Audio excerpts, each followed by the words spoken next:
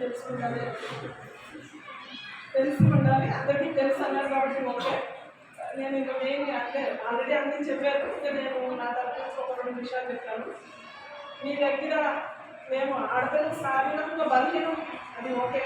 కాకపోతే వాయిస్ ఉంటుంది ప్రతి ఒక్కరికి, అది మన ఆయుధం అనుకోండి. అంటే ఆడపిల్లలకి అది ఎక్కడ అవసరమైన చోట తప్పనిసరిగా వాడాలి. అంటే ఫర్ మీకు ఏదైనా ఇబ్బంది వచ్చింది, ముఖ్యంగా ఏ ఆడపిల్లైనా తల్లితో చెప్పుకోవాలి. అలాంటి అవకాశం వస్తే టీచర్ కానీ మన ఎల్ఐ సభ్యులు ఉంటే కంపల్సరీ ఆ విషయం ఇది చెప్పకూడదు, ఇది చెప్తే ఏమో కదా, లేకపోతే ఇది కూడా చెప్పుకోవాల్సిన ఏదో పర్సనల్ అలా ఏ ఉన్నా సరే తప్పనిసరిగా షేర్ చేసుకోండి. అప్పుడే మీకు సపోర్ట్ జరుగుతుంది, కావాల్సిన సహాయం జరుగుతుంది.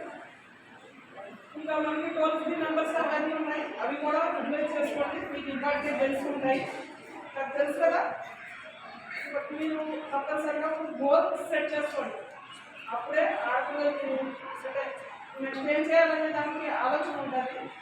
గోల్ అంటే ఇప్పుడు ఆడపిల్లలు ఏదైతే చెప్తే అది ఎప్పటికో రీచ్ అవుతారు. ఈ లోపు కూడా మీకు చిన్న చిన్న గోల్స్ అంటే ఫర్ ఎగ్జాంపుల్ మీకు ఏదైనా ఆగస్ట్ నెక్స్ట్ వచ్చే క్వార్టర్ కానీ ఆపలి ఎన్ని మార్క్స్ రావాలి అంటే మీకు ఒక 40% ఒక 50% చిన్న చిన్న గోల్స్ సెట్ చేసుకోండి. చిన్న గోల్స్ సెట్ చేసుకుంటే ఏమవుతుందంటే అది reach out easy. Next goal దాన్ని మించి ఉండాలి.